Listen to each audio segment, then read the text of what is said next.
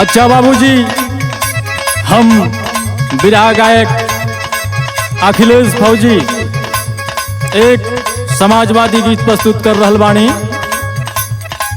पूरे प्रदेश में समाजवादी लहर है। गरीब, किसान, मजदूर, अल्पसंख्यक, आदिवासी सभी समाजवादी सरकार चाह रहे हैं।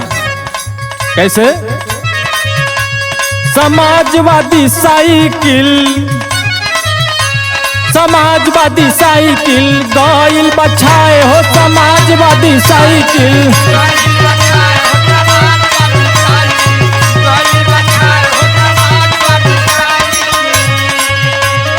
साइकिल के साथ पूरा पीडीएस समाजवा,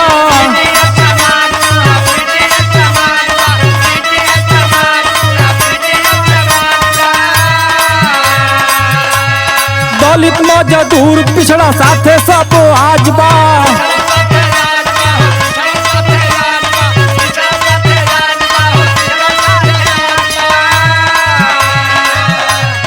पूरा अल्पसंख्यक दल झंडा लहराए हो, समाजवादी साइकिल गइल बछाए हो, समाजवादी साइकिल।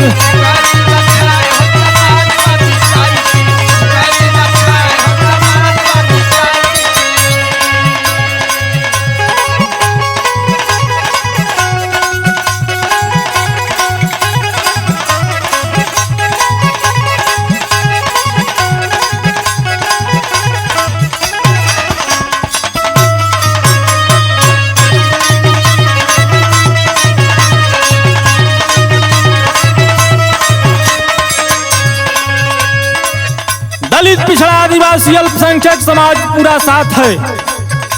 और कौन कौन साथ है?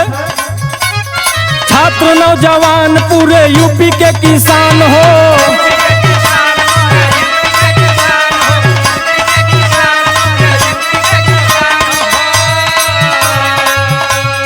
व्यापारी वर्ग, कर्मचारी के ऐलान हो।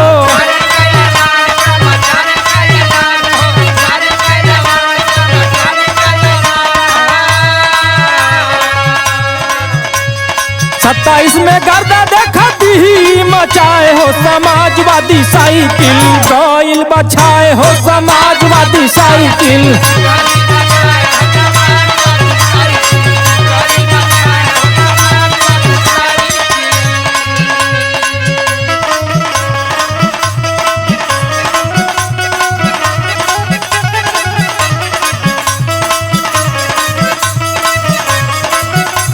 वाह वाह वाह।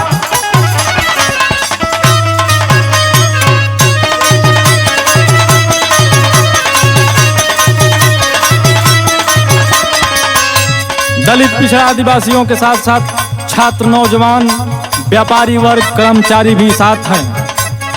और क्या है? अखिलेश भैया कैले यूपी के विकास हो।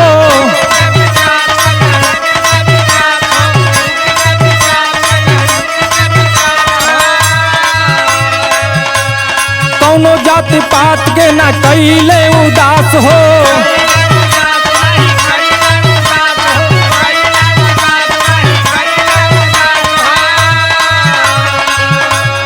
दिहले विकास पूरा देश के देखाए हो, समाजवादी साइकिल गइल बछाए हो, समाजवादी साइकिल।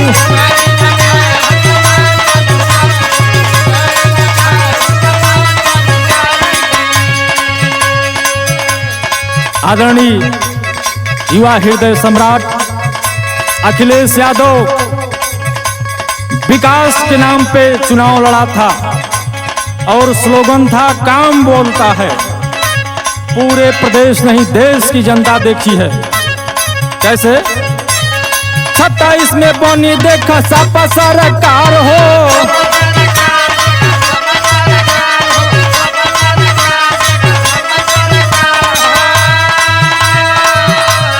अखिलेश भैया सीएम बनी है हमार हो।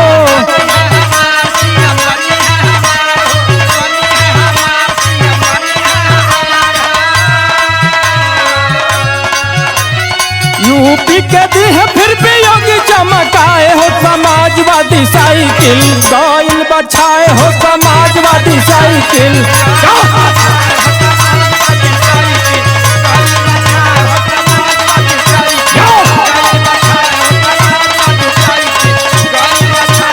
समाजवाद।